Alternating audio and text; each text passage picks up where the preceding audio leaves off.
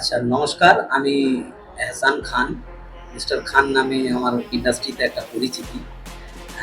আমি বিগত ২০১৪ থেকে এই সিনেমা ইন্ডাস্ট্রিতে কাজ করছি। ভারতবর্ষ মানে আমাদের ইন্ডিয়ান ফিল্ম ইন্ডাস্ট্রি। তো আমি বেশি কাজ করেছি আমাদের কলকাতা ইন্ডাস্ট্রি, যেটা টলিউড ইন্ডাস্ট্রি। তো আ আমি অ্যাকচুয়ালি ক্যামেরার পেছনে অ্যাজ এ ডিরেকশন করবো, এটা আমার কোনোদিন আমি ভাবতে পারিনি। আমি এখানে অভিনেতা বা অভিনয় করার জন্য এসছিলাম সেই ২০১৪-১৫ থেকেই। তো তারপরে আস্তে যখন আমি কিছু কাজ করতে বিভিন্ন লোকের সাথে আমার আলাপ হয়। অনেক অ্যা প্রোডাকশনের সাথে কাজ করি, অনেক সিরিয়াল, সিনেমা একসঙ্গে যখন সেই সিরিয়াল 'বোঝে না সে বোঝে না', 'দত্তবাড়ির ছোট বউ', 'ইষ্টি কুটুম', 'প্রেমের আমলা', 'হয়ে গেল', 'দেশ করেছি প্রেম করেছি'। এরকম সিরিয়াল, তারপরে সিনেমা কিছু সেই জায়গা থেকে কাজ করতে আমার এলাকায় যখন একবার ওই গুন্ডে ছবি শুট হতে যায়, তো সেই সময় কিছু আ আমান সিনহা স্যার, এখন উনি রাজি, উনার সাথে আলাপ হয়। তখন আমি অফ ক্যামেরা আমাকে সাজেস্ট করা হয় যে, "তুমি কাজ করতে পারো।" তার সাথে আমি যুক্ত হয়ে বোম্বে যাই। কিছু কাজ আ করতে থাকি এক্সিকিউটিভ প্রোডিউসার হিসেবে উনি আমাকে রেকমেন্ড করেন। তো আমাদের সেই সময়ে ডিমোনিটাইজের সময় কাজ আটকে যায়।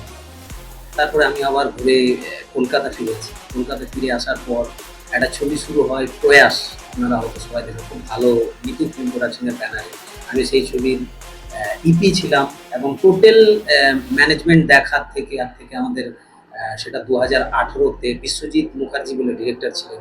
তো আমরা খুব ভালো একটা ইউনিটের থেকে কাজটা করেছিলাম। খুব ভালো এক্সপেরিয়েন্স হয়েছিল এবং সেই থেকে আরও পরপর আমি কিছু কাজ করেছি। ঝাড়খণ্ড প্রজেক্টের কিছু কাজ করেছি। অনেক নামি প্ল্যাটফর্মের গান কিছু বানিয়েছি। সেইভাবে কাজ করতে আরো শিখছি, আরো কিছু আ করেছি কাজ। তারপরে এর মধ্যে আমাদের লকডাউন এসে যায়। লকডাউন আসার পর আমি বিভিন্ন জনার থেকে কাজ করতে আমার একটা নিজস্ব, মানে আমি ধাক্কা খাই অনেকের কাছ থেকে। ফিন্যান্সিয়ালি, তারপরে বিভিন্ন রকমের যে জায়গা থেকে যেটা হয় ইন্ডাস্ট্রিতে।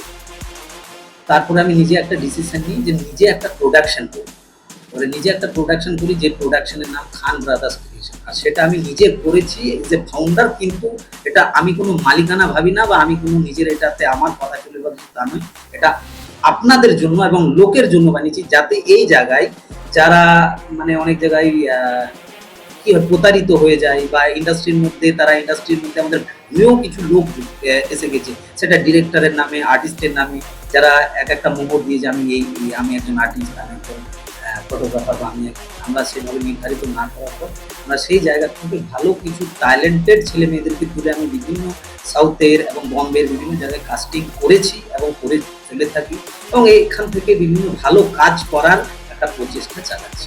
দেখুন, এতদিন যে কাজ করেছি আমি, বিগত এই যে কিছুক্ষণ আগে যেটা বললাম, এত তো বলা যায় না, মনেও পড়ছে না। অনেকে চেনেন হয়তো বাই নামে আমাকে বা দেখেছেন বা যারা দেখছেন। তো আমি এখন এই মুহূর্তে যে আমার ফিউচার যে প্ল্যান রয়েছে, কিছু বড় কাজ রয়েছে, কাজ কিছু করেছি, সেই কাজ থেকে অনেক আমার অভিজ্ঞতা তৈরি হয়েছে। এই মুহূর্তে যেমন ধরলেন একটা ডটার ইন্ডিয়া, একটা বিগ বাজেটের ছবি, যেটা সাউথের একটা বড় ব্যানারে এনটিআর প্রোডাকশন থেকে সেটা তৈরি করবো এবং ৩ টে ভাষায় হবে। এখনো কাস্টিং ভাবা হয়েছে, যাই হোক যখন কাস্টিংটা ফাইনাল হয়ে যাবে আমি নাম অ্যানাউন্স করব। আর আরেকটা হচ্ছে আমার যেটা আমার ব্যানারেই হবে, সেটা হচ্ছে মাস্টার মশাই বলে নাম, কিন্তু মাস্টার মশাই নামটা আমি পাইনি ইম্পাতে, সেটার বিকল্প আমি সেটার প্রধান শিক্ষক নাম পেয়েছি। তো প্রধান শিক্ষককেও আমার ভালো কাস্টিং রয়েছে এবং ওটাও আমার রেজিস্টার্ড করা, মানে ইম্পাতে বা আমাদের যেখান থেকে যে সংস্থা থেকে হয়। তো সেটার অলরেডি স্ক্রিপ্টও এগিয়ে গিয়েছে। দেবজয় ব্যানার্জি বলে খুব ভালো স্ক্রিপ্ট রাইটার, যে সমাধি পিকচারেরও স্ক্রিপ্ট লিখেছিলেন, উনি আমার এই ছবির স্ক্রিপ্ট অলরেডি কমপ্লিট করেছেন, 90% কমপ্লিট, এবার টিটিপি হচ্ছে আর কি, এবং কিছু কাস্টিংও এখানে ফাইনালাইজড হয়ে আছে। আমি সঠিক সময়ে প্রকাশ করব, আপনারা জানতে পারবেন। এইভাবে কিছু রয়েছে এবং এই পুজোর সময় প্রত্যেক বছর আমার একটা নিজস্ব ব্যানারে একটা গান আসে এবং একটা পুজো পরিক্রমা করি, তার সাথে শারদ সুন্দরী একটা আমাদের প্রোগ্রাম চলে।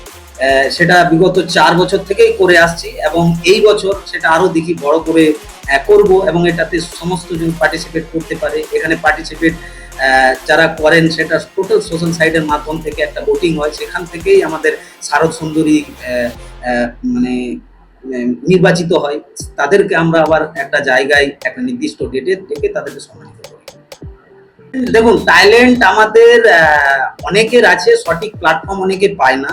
একটা তো আমাদের মানে কি বলবো, একটা লবি তো থাকেই, একটা নেটি একটা থাকেই, সেটা আমরা সবাই জানি। এবার তার সত্ত্বেও সত্ত্বেও ট্যালেন্টকে কেউ কখনো মানে লুকিয়ে বা কোনো জায়গায় সেটাকে দাবা দিয়ে রাখা যায় না। সঠিক সময়ে সঠিক পাবে। কিন্তু আমার একটাই কথা হবে, যাদের মধ্যে ট্যালেন্ট এবং কনফিডেন্স থাকে তাদেরকে কনফিডেন্স নিয়ে খুব এটা শর্টকাট নয়, যে শর্টকাট কোনো ট্যাবলেট নয় আমি খেয়ে নিলাম, সে কেউ পরিচালক, নতুন প্রজন্মের পরিচালক হোক, নতুন প্রজন্মের কেউ উঠতি স্টার বা মডেল বা যেই হোক, আমাদের এখানে সবারই একটাই জিনিসের দরকার। এখানে কনফিডেন্টলি আমাদেরকে খুব হার্ড ওয়ার্কিং করতে হবে এবং খুব পাঞ্চুয়েট ভাবে আমাদেরকে দীর্ঘদিন এখানে পেশেন্স রেখে কাজ করতে হবে এবং সঠিক জায়গা থেকে